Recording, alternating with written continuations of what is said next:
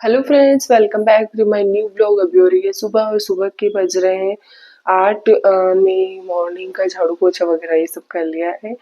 अब मैं अपना पूजा का काम करने वाली हूँ। पूजा के बर्तन वर्तन मांज कर और जो भी काम है वो सब निपटाऊंगी। अभी किचन में थोड़े लहसुन प्याज रखे हुए थे, लहसुन रखी हुई थी जो छिलते छिलते कुछ बच जाती है ना, वो तो वही मैं अभी बाहर रख के आई हूँ। आज के दिन हम लहसुन प्याज का यूज नहीं करते हैं, पहले भी मैंने बहुत सारी वीडियोस में बताया है।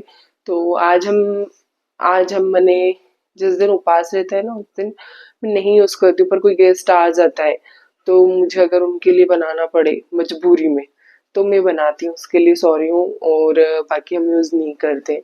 तो ये है मेरे हाथ में गोमूत्र, ये मैं रखती हूँ, गाँव जाती हूँ ना जब लेकर आती हूँ। तो ये ना जब भी मुझे ऐसा लगता है ना कि घर में तो कभी पोछा लगता है ना तो मैं उसमें 1 या 2 बूंद डाल लेती हूँ। आज जैसे उपवास है, घर में लहसुन था तो मैं थोड़ा सा इससे पोछा लगा देती हूँ। ये एक मेरा रूटीन है जो मैंने सोचा है कि मैं आप लोगों के साथ शेयर करूँ। और ये मेरे हिसाब से करना चाहिए। कभी कभी महीने में 1-2 बार हमें इसका 1-2 बूंद पोछे में अंदर डाल लेना चाहिए, तो उससे क्या घर का शुद्धिकरण में हो जाता है और घर में अच्छी वाइब आती है। ये मैंने नोटिस किया है पर्सनली, तो मैंने सोचा आप लोगों के साथ में शेयर करूँ। तो अभी मैं भगवान के बर्तन मांज लेती हूँ और फिर भोग बनाने के बाद में मैं पूजा करती हूँ। बर्तन मांज कर नहाऊंगी, नहाकर फिर मैं पूजा करूंगी। तो जिसने अभी तक सब्सक्राइब नहीं किया है तो प्लीज चैनल को सब्सक्राइब कर लीजिए। सब्सक्राइब करने से क्या है कि थोड़ा सा मोटिवेशन मिल जाता है। एंड कैसा लगा आपको ब्लॉग, वो जरूर कमेंट करके मुझे बताना।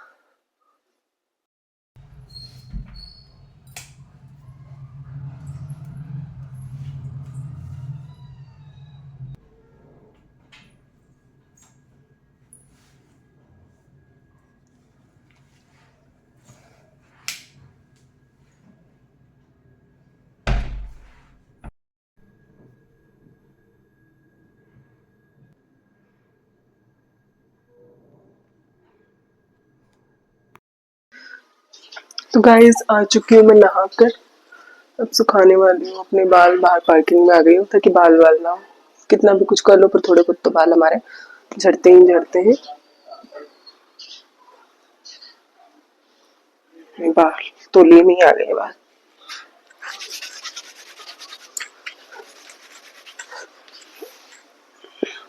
क्या ड्रायर से थोड़े सुखा लूंगी तो भी बालों में खुजली नहीं होती है, वरना फिर थोड़ी बहुत तो बालों में खुजली होती ही होती है, चाहे जो मर्जी कर लो। पहले मैं थोड़ा सा सीरम लगा लेती हूँ। मैं स्ट्रिक्स का सीरम यूज करती हूँ। स्ट्रिक्स का सीरम में यूज करती हूँ। कुछ लोगों को कमेंट आता है कि दीदी आप हमेशा फेस पे खुजली क्यों करते रहते हो। तो खुजली मैं इसलिए करती हूँ क्योंकि मैं करती हूँ सिलाई। तो जो डस्ट होता है ना चेहरे में, तो उससे ना खुजली कितना ही कुछ कंट्रोल करने की कोशिश करो फिर भी खुजली होती ही होती। तो ज्यादा नहीं, फिर थोड़ी बहुत तो करनी ही पड़ती है।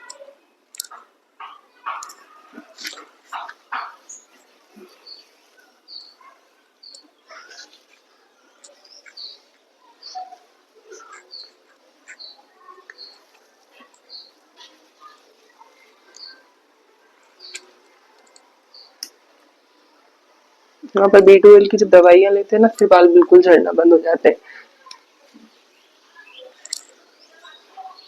मैं लेती हूँ 7 से 8 महीनों में B12 की दवाइयाँ। फिर इस बार तो काफी टाइम हो गया है मुझे B12 की दवाइयाँ लिए हुए।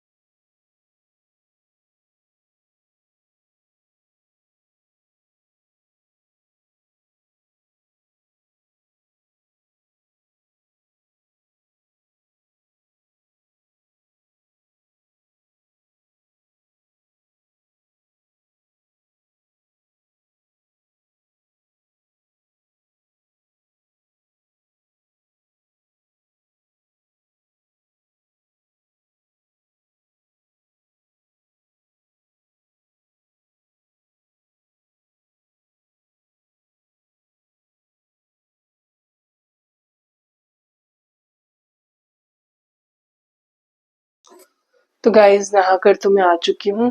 अब मुझे करनी है पूजा की तैयारी। तो पूजा की तैयारी में सबसे पहले तो मुझे चूरमे का भोग बनाना है, जो कि बाबा महादेव को लगता है।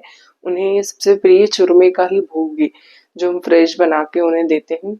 वही वह खाना पसंद करते हैं, पर वो गुड़ में बनाते हैं। मैं हमेशा उसे या तो गुड़ या शक्कर में बनाती हूँ, पर आज मैं शक्कर में बना रही हूँ, क्योंकि गुड़ में मेरे यहाँ ना तो मेरे बेटा खाता है, ना ही मेरे हस्बैंड खाते हैं उस प्रसाद को। मतलब खाते तो थोड़ा सा ले लेते हैं ना बस, तो वो लोग भी स्वाद से खा पाए, इसलिए मैं थोड़ी सी शक्कर ऐड कर लेती, थोड़ी सी नहीं, मैं उसमें सिर्फ शक्कर ऐड करती हूँ।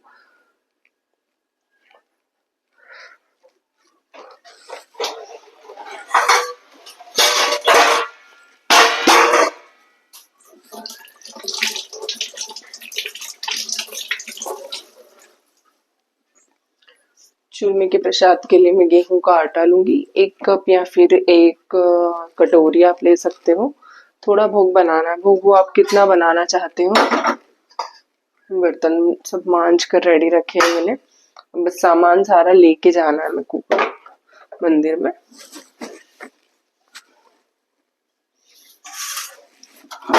और फ्रेश तेल जो हम पूड़ी पराठे में यूज ना करें हो, वो वाला ऑयल लेना है।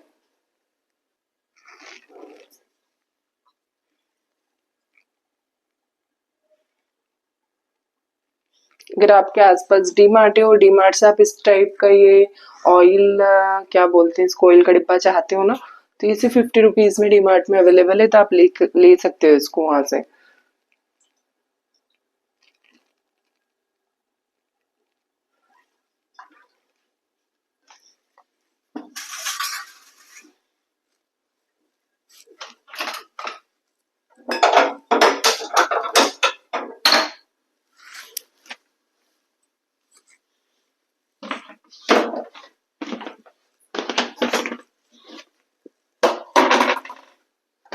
जो हम रेगुलर आटा यूज करते हैं उसको ऊपर से थोड़ा सा हटा के लूंगी मैं। वैसे तो हम आटे में हाथ नहीं डालते हैं, पर फिर भी थोड़ा सा आटा मैं हटा के लूंगी। मैं थोड़ा ही चूरमा बनाऊंगी।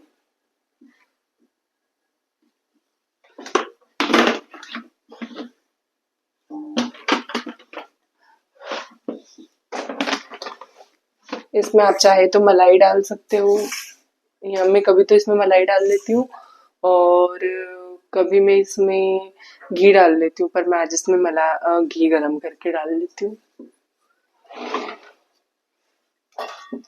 जैसे आपको कंफर्टेबल लगे, या फिर ऑयल का भी दे सकते हो मेरे हिसाब से तो।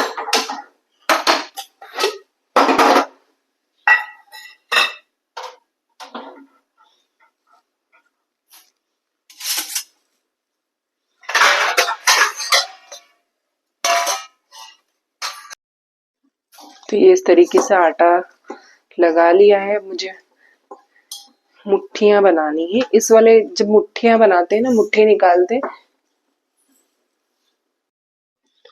मुट्ठे बनाते हैं ना, तो इस आटे को ज्यादा है ना गूंदते नहीं है, मतलब इससे ज्यादा मसलते नहीं है, इसे बिल्कुल हल्के हल्के हाथों से मुट्ठे बनाते हैं। तो शायद मैं एक बार में मुट्ठे नहीं आएंगे, तो मैं 2 बार में डालूंगी, और बिल्कुल एकदम मध्यम आंच पे पकाते हैं, गल जाएंगे, एक बार में हो जाएगा।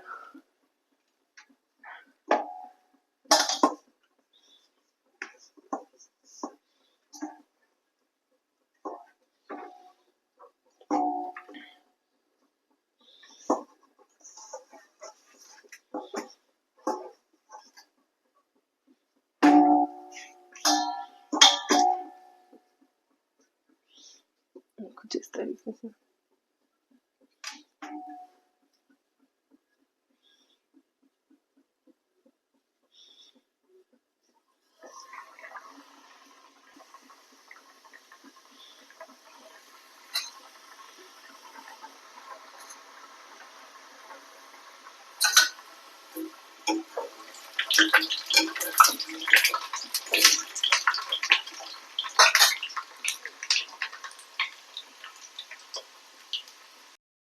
मुट्ठे मेरे तल रहे हैं। पूजा का ऑलमोस्ट सामान मैंने सब रेडी कर लिया है, सिर्फ प्रसाद ही बनना बाकी है। तो मैं सबसे पहले शक्कर पीस लेती हूँ मिक्सी में, उसी में इलायची डाल दूंगी मैं थोड़ी सी, तो ताकि शक्कर में पीस जाएगी। पिछली बार मेरा बहुत मीठा हो गया था, इस बार मैं थोड़ा सा कम शक्कर डालूंगी क्योंकि थोड़ा सा ही है प्रसाद।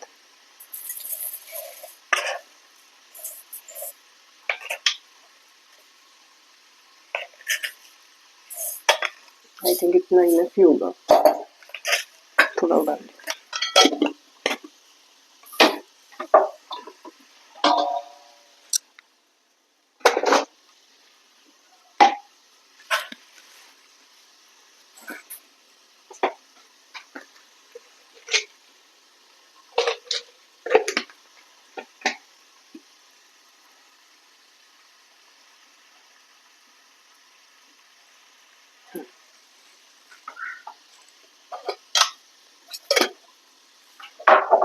बिल्कुल मध्यम आंच पर पक रहे हैं मुट्ठी।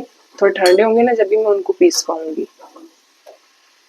तो मैं इनको निकाल कर और चली जाऊंगी अभी। तो फिर आकर मतलब अभी निकाल लूंगी और पूजा करूंगी। पूजा का सब काम हो जाएगा, जब प्रसाद का टाइम होगा ना तब मैं आकर प्रसाद पीस कर रेडी करके और ले जाऊंगी चूरमा, क्योंकि अभी गरम गरम तो मैं पीस नहीं पाऊंगी और इतनी देर रुकना और किसी चीज से चेट जाना फिर वो मेरे लिए गलत हो जाएगा। तो मुझे उससे पहले पूजा ही कर लेती हूँ।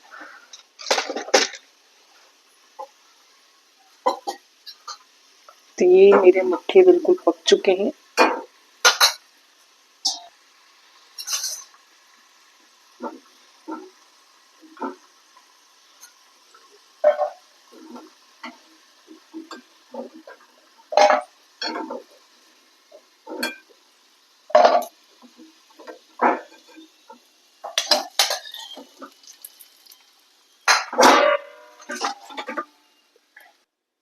तो मैं इन्हें ठंडा करने के लिए इसमें थोड़ा सा दबाकर चली जाऊंगी ताकि ये थोड़ा ठंडा जल्दी हो जाए। बहुत गर्म है ना यार।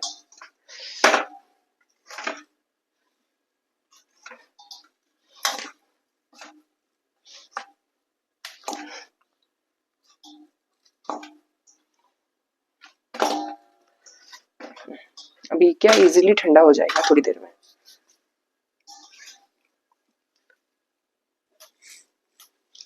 तो हम चलते हैं पूजा करने। पूजा का सब सामान रेडी है।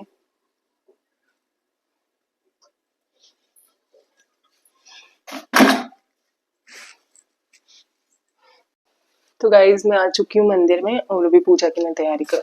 पूजा के लिए सबसे पहले तो मैं मंदिर की सफाई कर लेती हूँ थोड़ी, उसके बाद में मैं पूजा स्टार्ट करती हूँ। जय श्री महाकाल बाबा।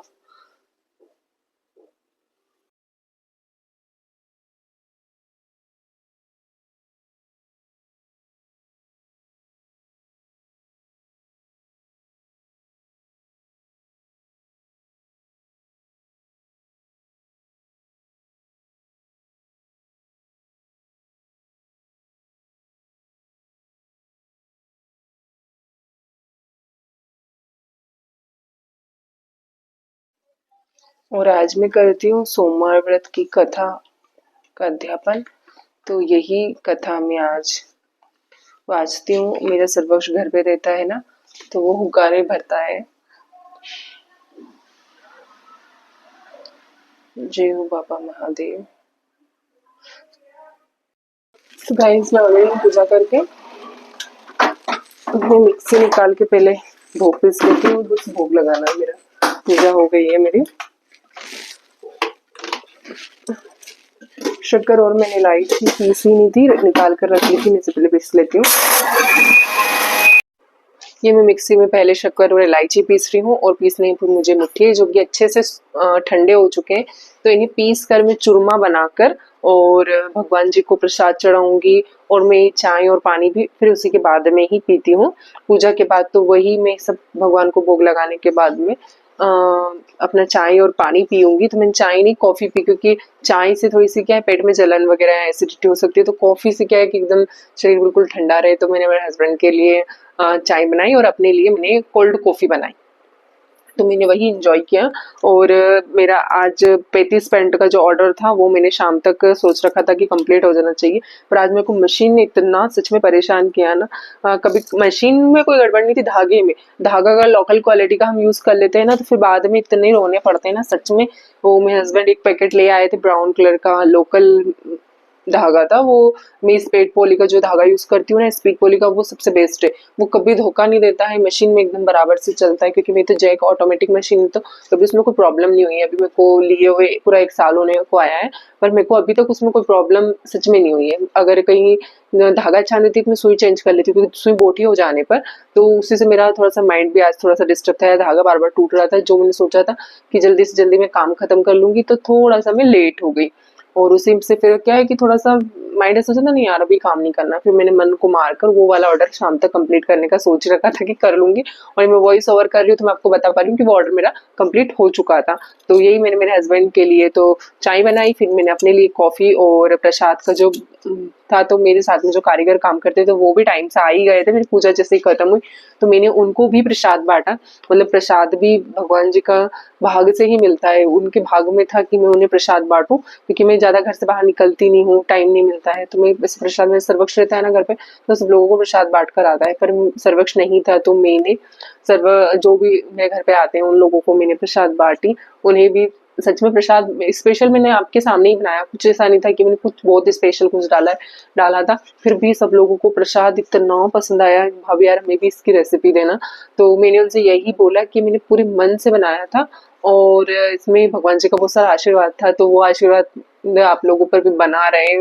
तो मेरा ये प्रसाद बहुत अच्छा लग, मतलब सब लोगों को अच्छा लगा, भगवान जी को भी बस मतलब अच्छा ही लगा होगा। और मेरी दादी हमेशा बोलती थी कि जो खाना हम अगर मन से बनाते हैं ना, तो उसमें भले ही जीरे जीरे धने को बघार लगा दे, पर वो मतलब खानो इतना अच्छो लगे, इतना अच्छो लगे, बहुत अच्छा लगे। तो पूरे दिल से अगर हमारे घर में कोई गेस्ट भी आते हैं ना, तो मैं तो यही बोलती हूँ कि पूरे मन से उनका वेलकम कीजिए। वो आए तो है, आप खाना भी उन लोगों के लिए बना ही रहे हो, तब अधूरे मन से अगर आप उन्हें बोझ समझ कर खिलाओगे ना, तो सच में वो खाना ना उनको लगता है, ना ही माँ अन्नपूर्णा प्रसन्न होती है आपके ऊपर, और ना ही वो खाना स्वाद बनता है। तो मेरा तो हमेशा ही, मेरे घर में कोई आ जाता है ना, तो मैं क्या करती हूँ क्या नहीं करती हूँ मैं सब भूल जाती हूँ, मैं सिर्फ उन लोगों का वेलकम ही करती हूँ।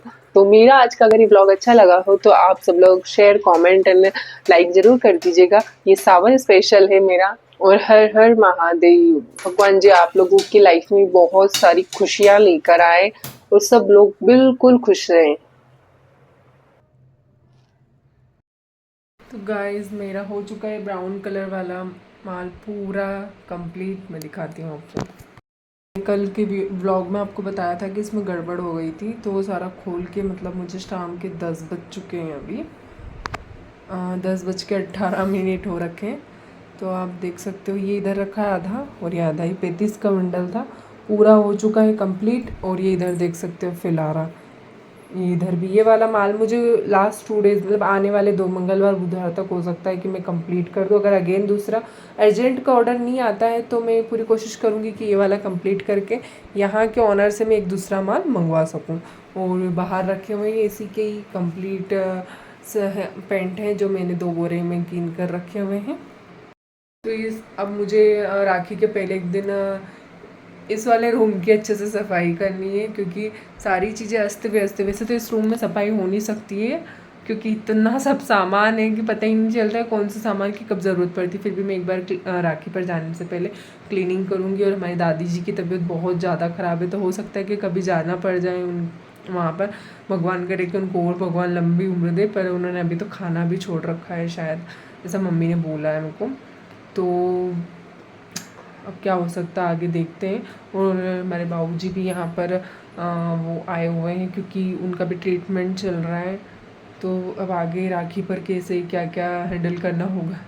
मतलब मेरी लाइफ में मुसीबतें इतनी है ना, मैनेज कर के थक जाती हूँ कभी कभी। तो मुझे, मैं सोचती हूँ ना कि इतना सब कुछ मैं हैंडल कर रही हूँ, इतने से छोटू से दिमाग में इतनी सब चीज़ें हैंडल करना, कभी कभी मतलब सोने को कितना तपाओगे आप, तो शायद फिर पहनने के लायक भी नहीं रहता है। मतलब फिर जी इतना इंसान जल जाता है तो वो शायद जीने की उम्मीद भी छोड़ देता है, वैसा हो जाता है कभी कभी। तो ठीक है, लाइफ में उतार चढ़ाव आते रहते हैं। तो इस व्लॉग को मैं यहीं खत्म कर रही हूँ। अभी तक जिसने चैनल सब्सक्राइब नहीं किया सब्सक्राइब कर लेना, लाइक कर देना, और इतने सारे व्यू देने के लिए, मेरे लिए तो इतने से व्यू भी इतने सारे हैं, तो थैंक यू सो मच। और मेरी जो किचन, सीमास किचन जो मेरा चैनल है, उसको भी इतना सारा प्यार देने के लिए बहुत बहुत धन्यवाद।